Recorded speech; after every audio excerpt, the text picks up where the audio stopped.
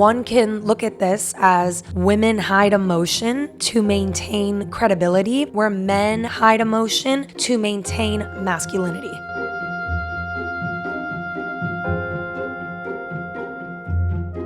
Welcome to the other side where sports meets soul. I am your host, Kyla, and here I am again for another episode.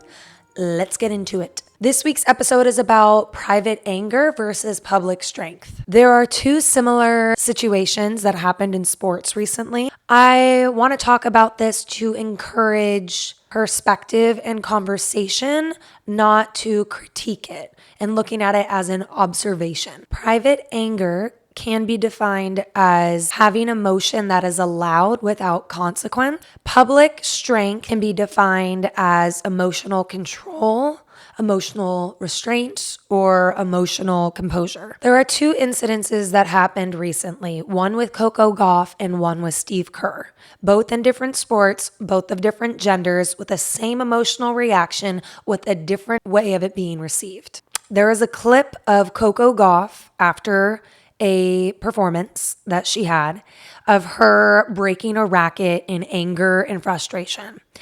And what caught my eye from this is not what she did, it's what she said.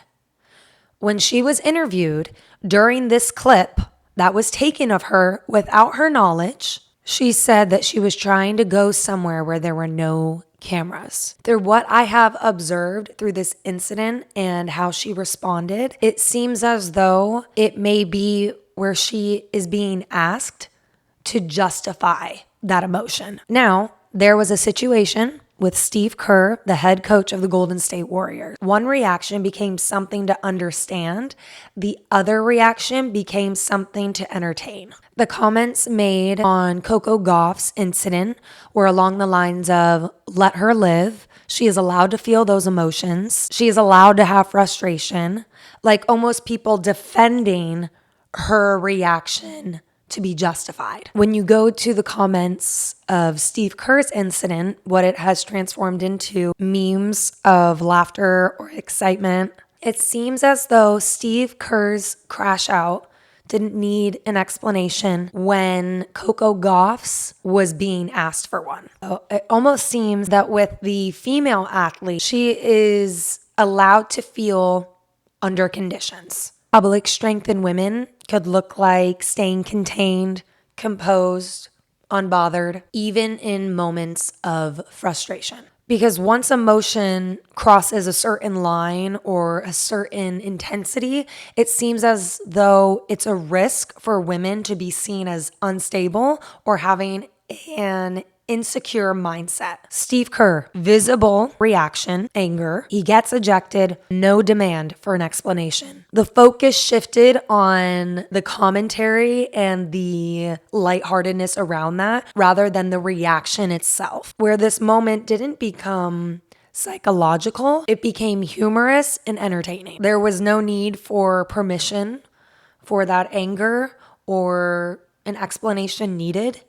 Could be that it was passion, heat of the game, refs, whatever you want to say that justifies a man's emotional reaction. Her emotion needed permission to be valid, where his emotion assumed to be valid. One can look at this as women hide emotion to maintain credibility, where men hide emotion to maintain masculinity, which then can teach and condition men to look at emotional reactions as a weakness or unstable, and then correlating that to women. This is revealing within itself, because are we expecting an emotion depending on who's expressing it? Because we have the same behavior, different interpretations. So I don't think the question is, why are they reacting this way? Maybe more so, why did hers need an explanation while his didn't? And how has that been shown in sports with female athletes versus male athletes, where women are encouraged to handle anger privately and show strength publicly, where men are allowed to have anger privately and publicly. Because if strength has to be defined by restraint, then your honest reactions and honest emotions that are in that process and in your journey are now having to be put on hold until you can express them privately. I think this is good to mirror back to you. Pay attention to what emotions you're allowed to show that you feel you naturally do, and which ones you need to save for later when no one's watching, and finding that inner reflection as to why that may be. Maybe the question isn't why she reacted, but more so why she needed an explanation while his didn't. I want to say a reminder that this is not to critique or to say one is better than the other. Simply observe two similar emotional reactions and how each one was received differently and why that was the case. Next week will not be me. Surprise, surprise. I know, don't get used to it. I will come back. If you or someone you know would like to share the other side of their story, please contact me in my DMs and we'll get it started. See you next week. Bye.